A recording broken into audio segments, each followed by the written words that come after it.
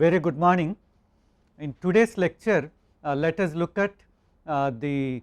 erosion control using geosynthetics. Well, what is erosion? Erosion is the process of detaching the soil particles from the ground and transporting it away by some means, either by wind forces or by water forces.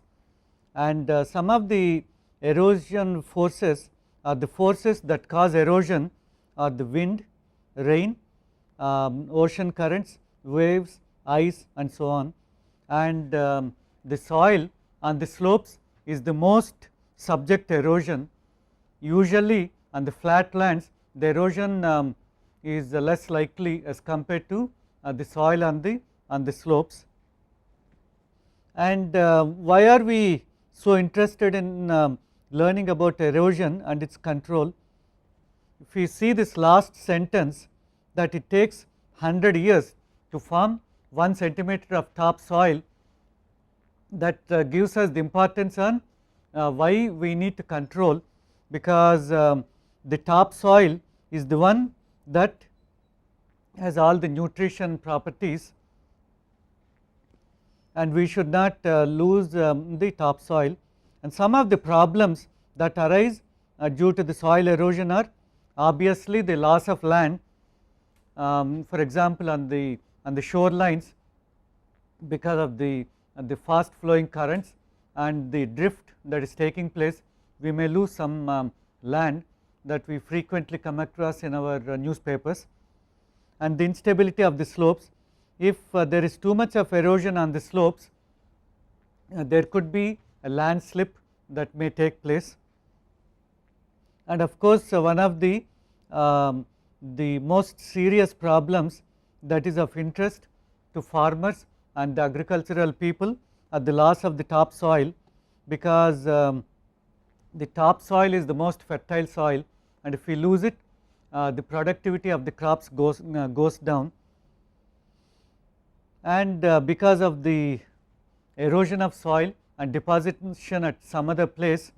the reservoir capacity may be lost. Especially the reservoir is the place where we store the water, and whatever water is flowing from the rivers and the catchment areas is stored in the reservoirs, and if it brings along with it all the suspended matter and deposits in the reservoir, the storage capacity in the reservoirs is reduced. And in the rubber and tea plantations, most of these, they are on the slopes, and they suffer most from the loss of the topsoil. And we will see in this lecture some methods on how to control these erosion problems. In this picture you see one result of coastal erosion. Actually there are these are all the houses built by Tamil Nadu Slum Clearance Board along the shoreline, and originally they were deep inside the shoreline, but because of the continuous erosion of the sea, this is what is happening. And one fine morning this is what happened, one entire house just simply collapsed because the foundation soil is washed away by the currents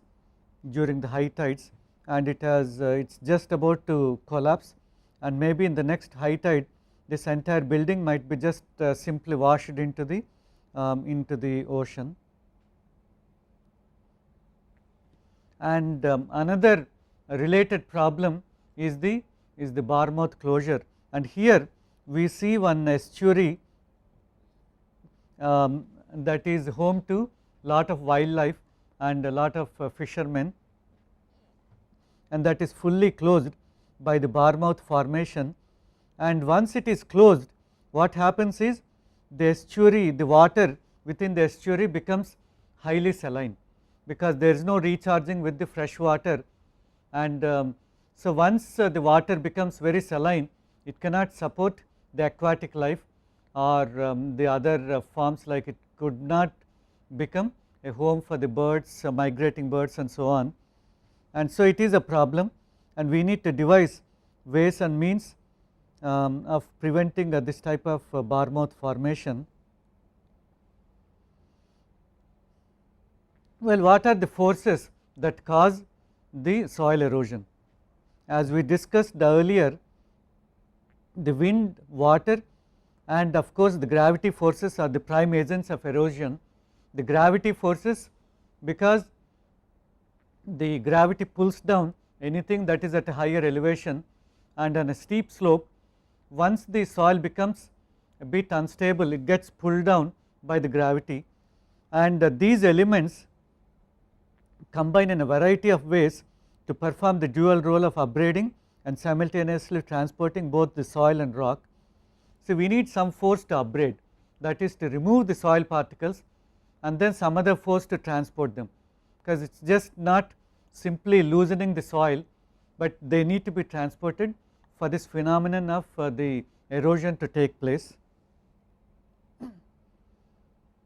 Let us look at the different types of erosion forces.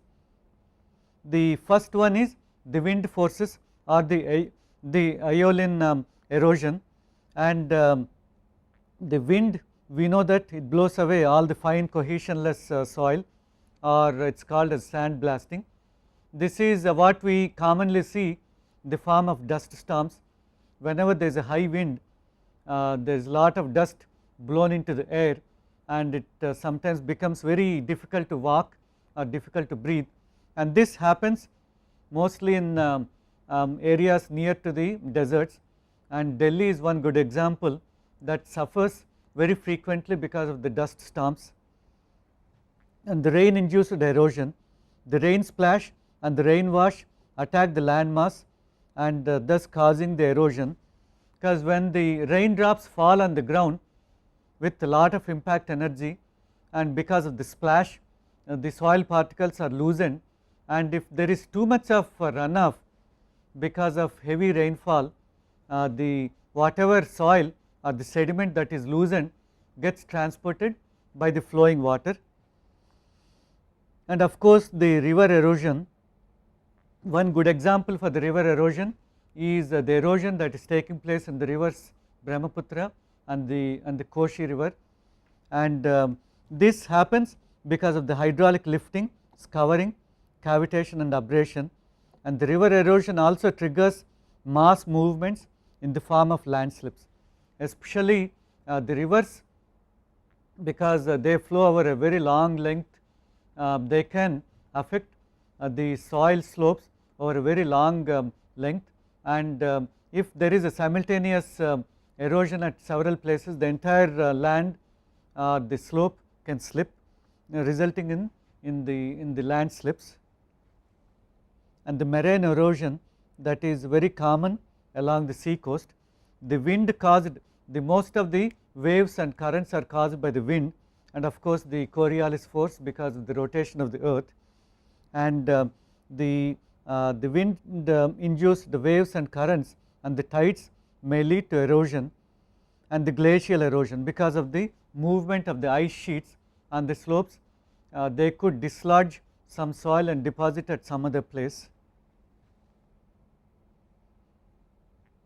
The wind erosion is one of the most common erosion forces, especially this happens on a flat land and a very wide terrain without any cover of buildings or vegetation or the trees, and the wind erosion depends very much on the wind speed and the direction of the wind, and then it is most predominant in the case of cohesionless soils. The sandy soils are most subject to wind erosion, and we need a very large exposed area for the wind induced erosion to take place, and the lack of protection leads to wind erosion, and this protection could be because by providing vegetation or the trees or some buildings to obstruct the wind forces. And this particular table, it shows the susceptibility of the sand particles to wind. When the sand particle diameter is less than 0.42 millimeters, it is highly erodible, and about 0.42 to 0.84 it is difficult to erode, and 0.84 to 6.4 usually not erodible, and greater than 6.4 millimeters particle size, it cannot be dislodged by means of wind, and usually the wind erosion does not take place in such cases. And another form of erosion is because of the rainwater induced erosion, and the impact of raindrops dislodges the soil particles, and the surface runoff carries the loosened soil particles down the slope, and this is one phenomenon that happens frequently on the hill slopes, and also along the river beds and the river banks. And the rainfall itself can be categorized into different categories, like drizzle, that is less than 1 millimeter per hour, and the droplet diameter is about 0.9, and the kinetic energy is 2 joules per square meter per hour, and light rainfall about 1 millimeter, moderate 4 millimeters per hour, heavy rainfall 15 millimeters, and the droplet diameter goes on increasing with the intensity of rainfall, and the energy given to the soil is also increasing exponentially. And the cloudburst is something that is very heavy rainfall, as if there is no end, like it is a continuous stream, just like opening a tap, how we get the water. The cloudburst, the rainfall comes down like that, and the intensity could exceed 100 millimeters, and the droplet diameter could be very, very high, 2.9 to 4 millimeters diameter, and very large kinetic energy is given to the ground. And the factors that influence the rainwater erosion, they include the erosiveness of the rainwater depends on the energy dissipation of the splash, and can be assessed by the duration and intensity of rainfall, because mainly the duration is very important, because if the rainfall lasts for a very long time, whatever soil particles are loosened, gradually they can get transported, and the erodability of the soil or the susceptibility of a given soil is guided by the nature of soil, that is by the granular nature of the soil. We have seen that cohesionless soils are more easily erodible as compared to the clay soils, and if there is some clay content, the erodability of the soil reduces, and it also depends on the particle size distribution and the soil condition, like the initial saturation, density, permeability, plasticity, and so on. See, most of the erosion takes place if there is a large surface runoff, and if there is if the soil is dry, much of water may be absorbed and it might infiltrate into the ground, resulting in lesser runoff, and in such cases the soil erosion may be of a lesser intensity. And then of course the physical features like the topography and the gradient of the slope, the presence of berms, vegetation growth, etc., are also factors that influence the rainwater erosion. The soil erodibility is best characterized in terms of the gradation. It is low in well graded soils and also in the coarse gravels, because the well graded means there is a good interlocking between the particles, and it requires a lot of force to dislodge the interlocked particles, just as how we see that in the case of shear strength determination. The same thing happens even when there is an rainwater erosion or wind erosion. And the coarse gravels, because they have higher mass, it requires higher force to dislodge them, and the soil erosion is high in the case of uniform silts and fine sands, because these are fine soil particles, and if their uniform gradation, the void ratio is high, and because of that it is easy to dislodge them. And the soil erodibility decreases with increasing the clay and organic content, because if the clay content is high, there is a binding force that prevents the soils from dislodging, and that decreases the soil erodibility. And the soil erodibility also decreases with void ratio and higher moisture contents. And in terms of characterizing the soils, we can list out the different type of soils from left to right. The left are the most erodible, and as we go to the right they are lesser erodible. The silts of low plasticity, they undergo a lot of erosion, SM medium sand and SC clayey soil and so on, and the well graded gravels, because they are well graded and then their particle size is high, they have the least susceptibility to erosion. This actually, it is an approximate guide to assess the erosion potential of a given soil. Here we see some examples of erosion that took place on embankments, and one thing that we need that we should notice is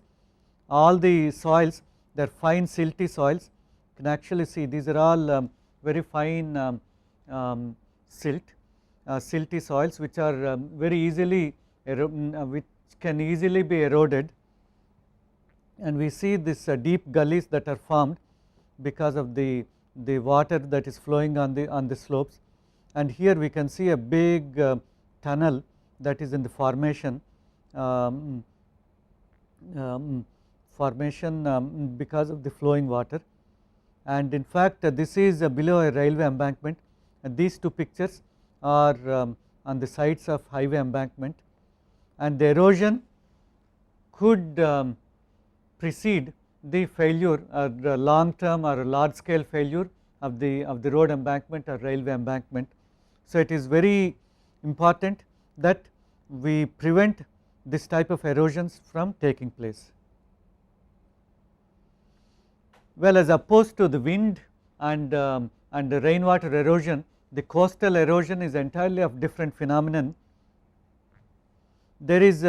one thing called as littoral drift that happens because of the longshore currents, and the sediment is transported along the coastline, and in India on the eastern coast there is a littoral drift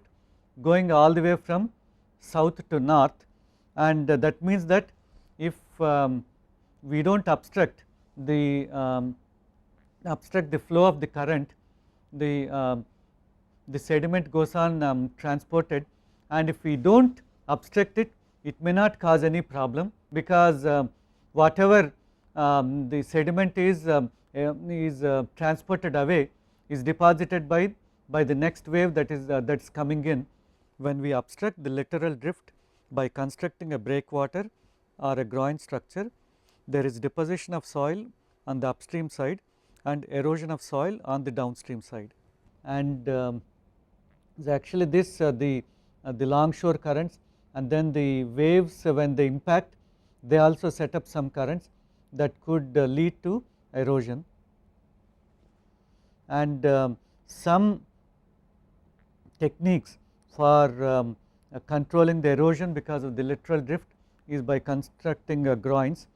and on the downstream side, on this side there is a deposition of soil, whereas on the other side there could be a depletion, and so we need to do some proper model studies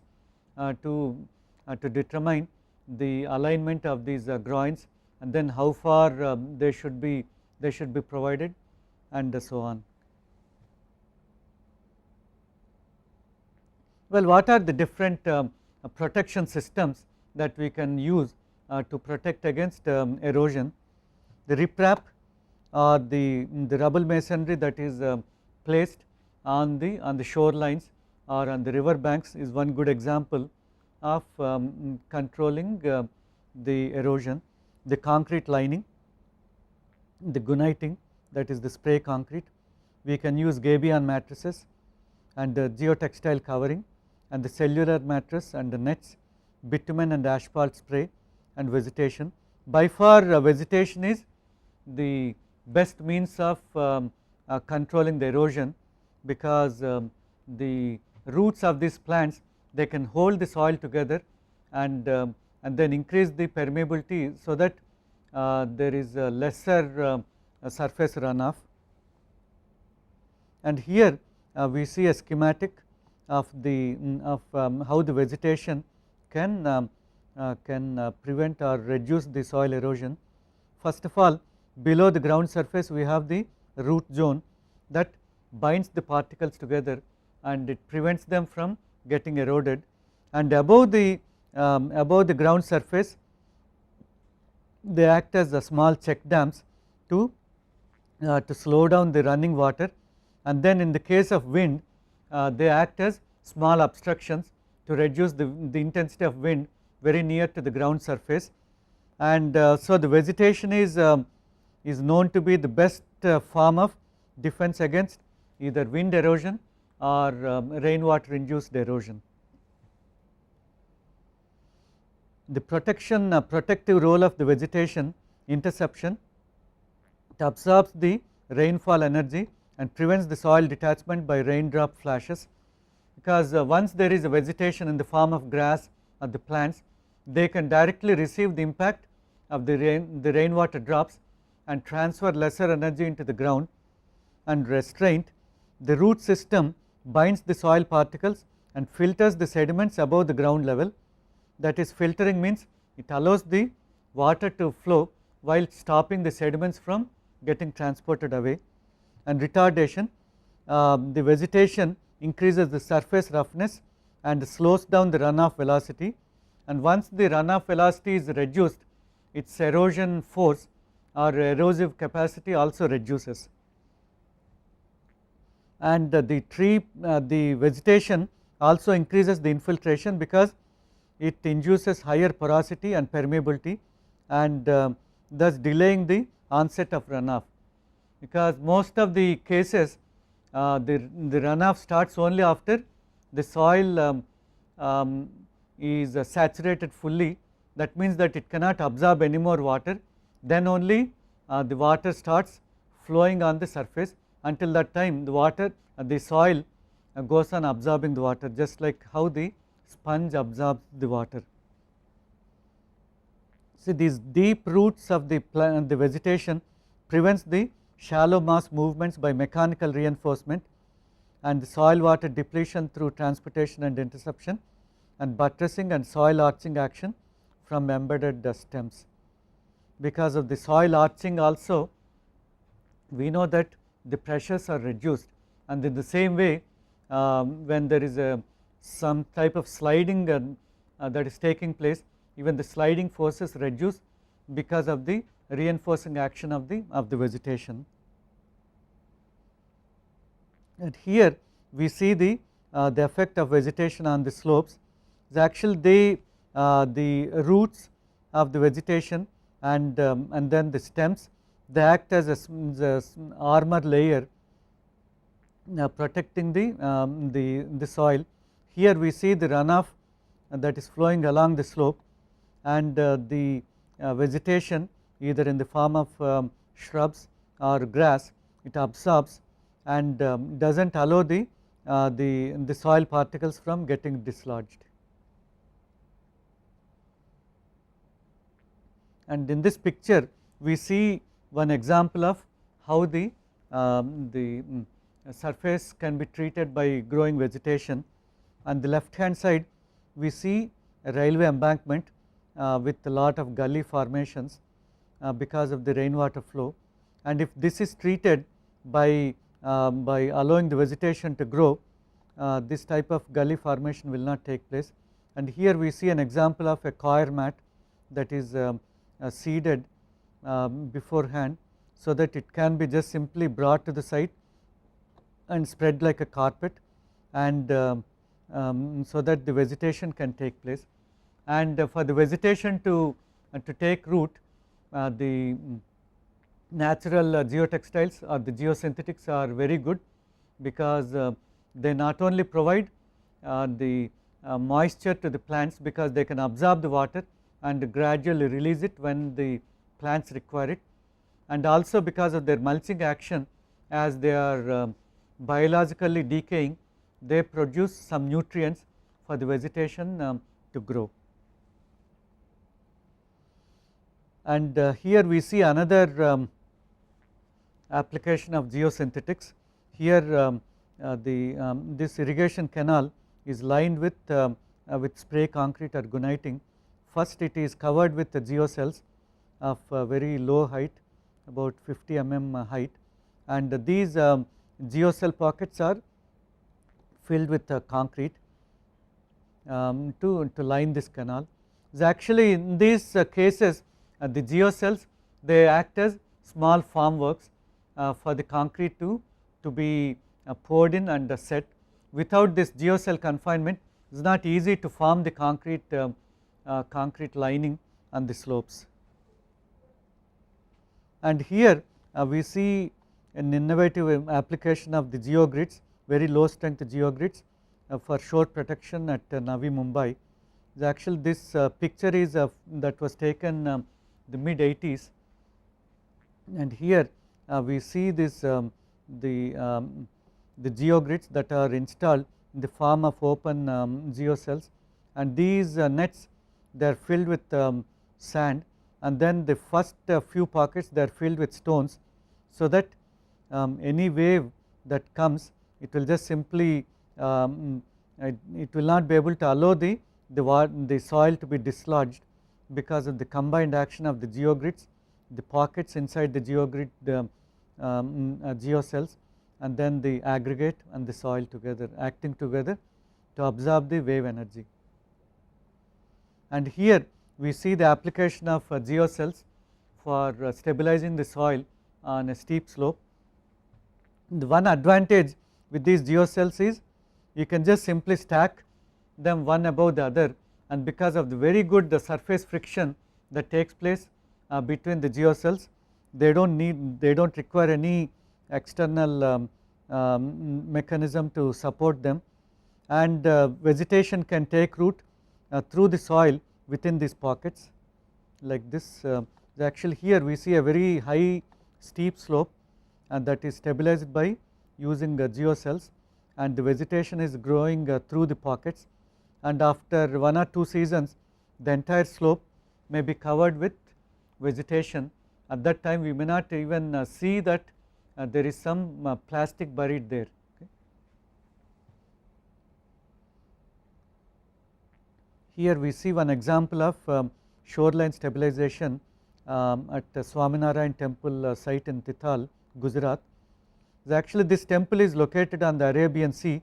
and there is a very severe erosion at the site due to wave and current action, and at one point the sea coast has come very close to the temple, and that needed to be supported. Actually here this temple is there,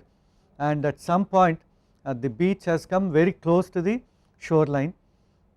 and any amount of dumping of stones was not sufficient because the current is very fast and the wave action is very severe, and any boulders that are dumped there, they just simply get washed out. And the solution that was given here is the stones filled in rope net gabions. We know that gabion is nothing but a basket, and in this case these gabions are made of polypropylene ropes which are stable in marine environment, and all these gabion matrices are tied together, and that means that their combined mass is very huge, and no amount of wave energy can dislodge them. And this is the cross section at this particular site. There is some toe protection given, and this is the protection along the height, and this is the close up of these stone filled gabions, and here you can see another close up, and this is the temple, and the shoreline has come very close to the temple at some point. Here you see another picture of the same thing, the shoreline stabilized by stone filled gabions, and here we see the gabions filled with stones. Actually it's a manually intensive process, but then it is sufficiently low skilled that even rural people or uneducated people can easily take part in this type of constructions. and here we see the Gabion mattress that was built at Swaminarayan temple, and some small projection is given to act as groins to help in deposition of the sea sand or the beach sand. And here we see another example of how the geosynthetics are used for erosion control on a steep slope. This is a picture of a deep cutting in the Konkan railway line, and the problem here in the Konkan region is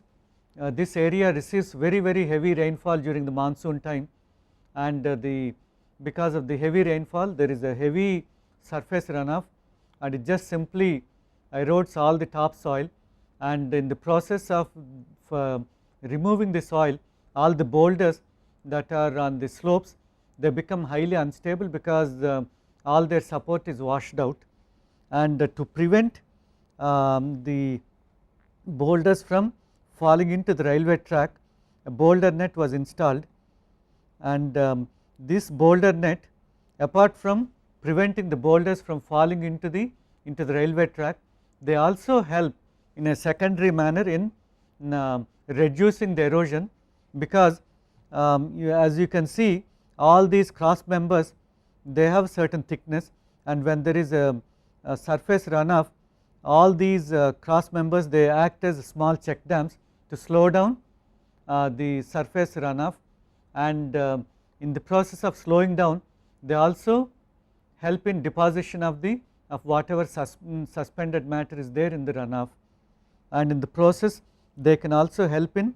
the growth of vegetation. And here you see the view from the top of the slope. This boulder net is anchored securely at the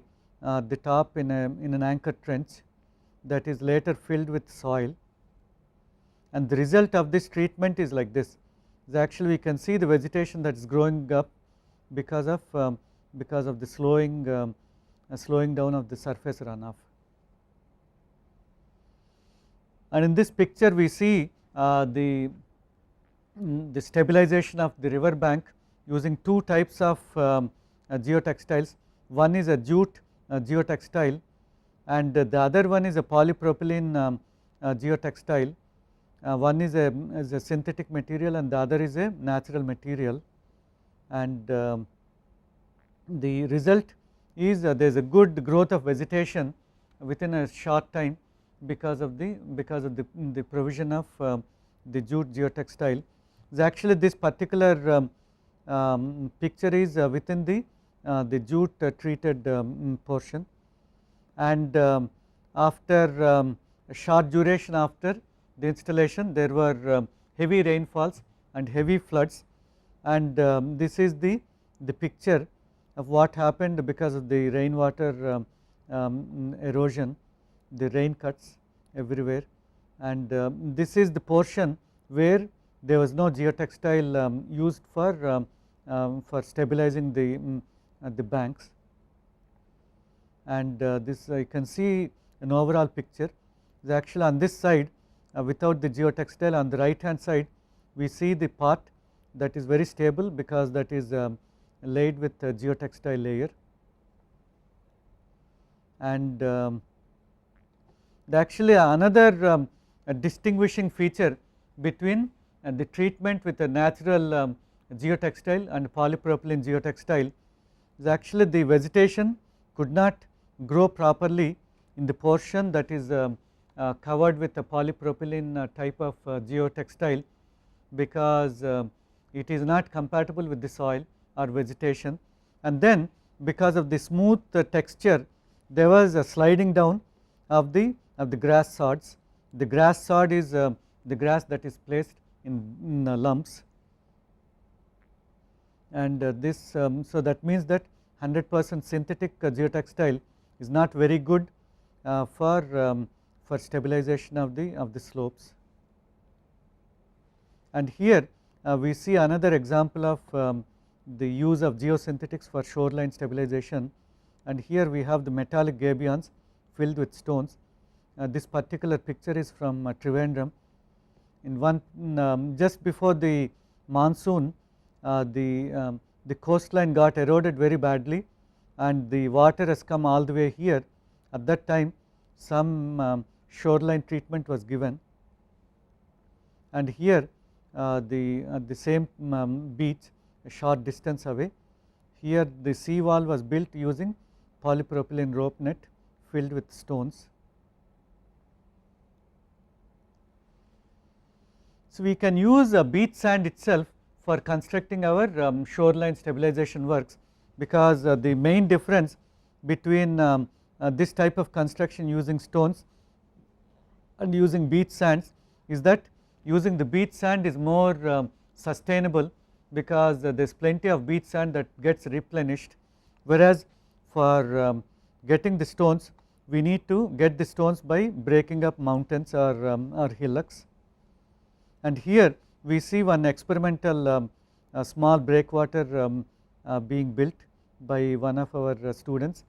We have these geotextile bags that are filled with beach sand, and then these are in turn placed inside these rope net gabions, and these rope net gabions are all tied together to act as a small small breakwater. Here you see one under construction, and here we see the wave breaking nicely against this the breakwater unit that is fully built using geotextiles and then beach sand, and we call it as a flexible breakwater because it is all built using flexible materials. And the what causes the erosion along the coast, apart from the wind induced the waves and currents, even the cyclones can cause a lot of erosion or deposition of sand. And here we see the coastline at INS Adyar site in Chennai before the cyclone Thane that came in sometime in December 2011. The coastline was like this. You notice that how close the coastline is to these buildings, and after the cyclone this beach got so widened, that means that this sand has come from some other place. At some other place there was a very heavy loss of ground because of the erosion, and that sand whatever was brought by the cyclonic waves, it got deposited, because this is a relatively protected area, because both to the south and north there are obstructions. To the north of this INS Adyar we have this Chennai harbour or port with huge very long breakwater, and just to the south we have this Kuam river with some river training works, and because of that this INS Adyar site is relatively protected, and this is one good example of the effect of cyclones on the shoreline.